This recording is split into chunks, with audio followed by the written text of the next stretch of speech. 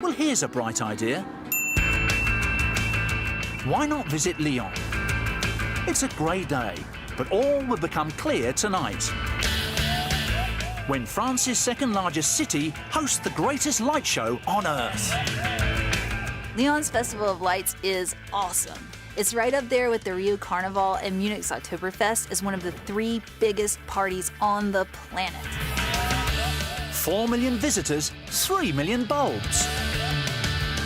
How do they do it?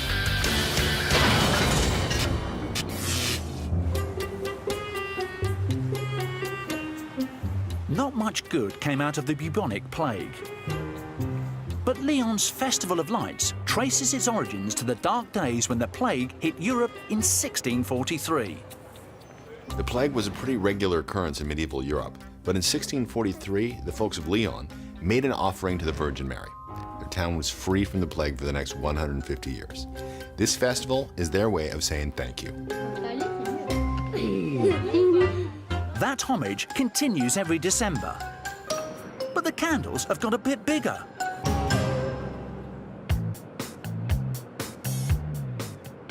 "10 a.m. on the banks of the Rhone, and lighting wizard Séverine Fontaine is busy preparing her installation of 8 giant light bulbs.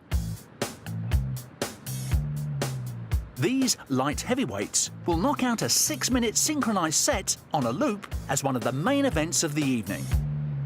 This is just one of 75 installations that will light up Lyon like the 4th of July. Do you know how sometimes when you have to sneeze and you can't and it's really annoying? Well, next time try looking at a bright light. You might have something called the photic sneeze reflex. It could work for you. Up to 1/3 of all people have it. Séverine's showpiece is this 8-metre-high monster. First, the team has to blow it up.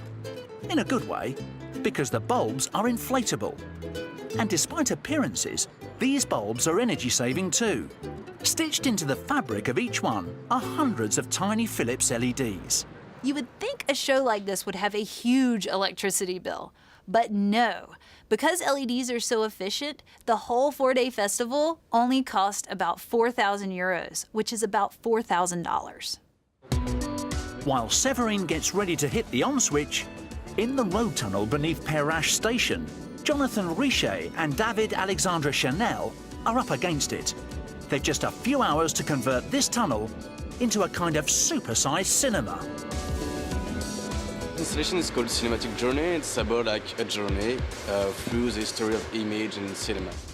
Cinema was actually invented in France. One of the first movies simply showed a train pulling into the station.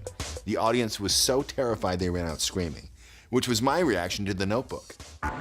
But this cinema screen is 100 metres long.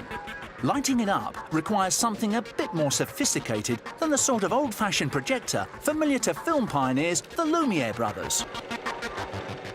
The solution is not to use one projector, not 2 or even 3, but 16 separate projectors. The projectors are linked together by 4 media servers. And now, the 64,000-watt question. Will it be all light on the night? Darkness falls across Lyon. And it's showtime. David and Jonathan fire up the projectors. And thousands come to see the tunnel transformed into a kaleidoscopic journey through the history of cinema. While back at the river, Séverine's super-sized bulbs light up the Rhone. Across the city, the other installations paint the town red, and every other colour of the neon rainbow.